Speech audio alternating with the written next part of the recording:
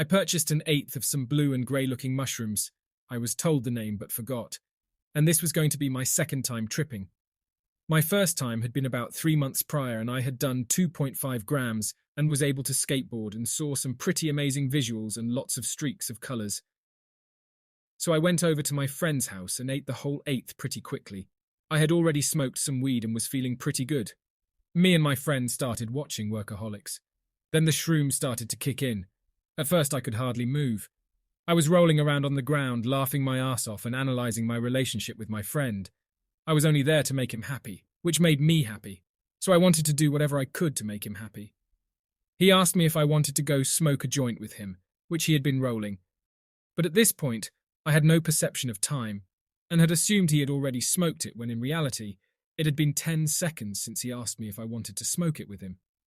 I couldn't get it together enough to go outside and smoke it with him, so he left me inside, and that's when shit got weird. He had a tiny little dog with pure black eyes, and every time his dog stared at me I got freaked out and told him to stop staring into my soul. Then I looked up at Workaholics and everything was crazy.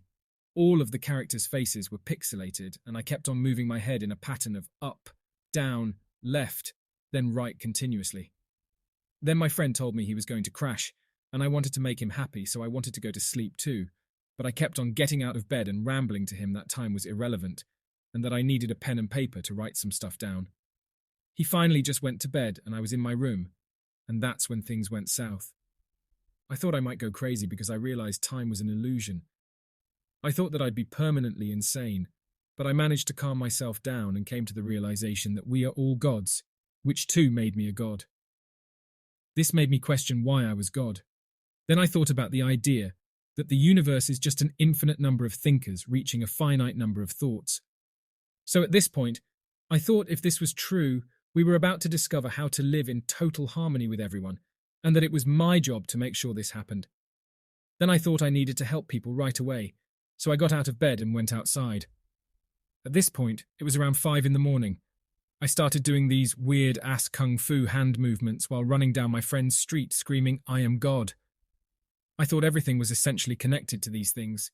Sharp, soft, smooth, 10, 100, and infinity. And how we interacted with those things as children formed us into who we are today. This led to me thinking I was connected with everybody. I looked up at the stars. The Big Dipper got extremely bright, and I thought my thoughts were being shared with everyone, as if the stars were a social network sharing my thoughts to whoever could see him. Also, I forgot to mention that I was sprinting, and am currently in the early stages of recovery from a triple meniscus tear. So now that I thought everyone could hear my thoughts, I thought everyone knew I was trying to harmonize the world. I thought that by screaming I would receive the help I needed from the police, and that I would be rewarded. My friend finally heard my screaming and told me people were going to call the police, and I responded by saying I wanted the police to come. Luckily, his sister's boyfriend picked me up in his car and brought me back inside of the house. Then I escaped again, and my parents had to be called because my friend couldn't keep me in the house.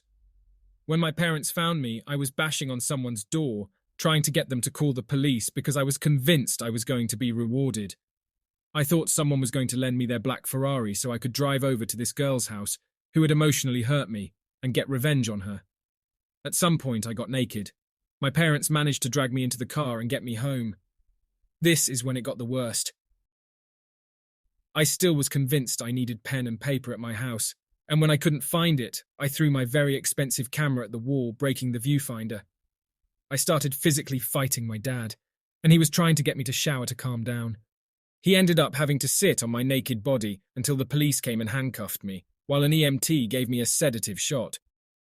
While this was happening, I thought that this was the conclusion of the movie that I was in, and that the arrival of the police was their recognition of the good work I had done in trying to unite the people of the world.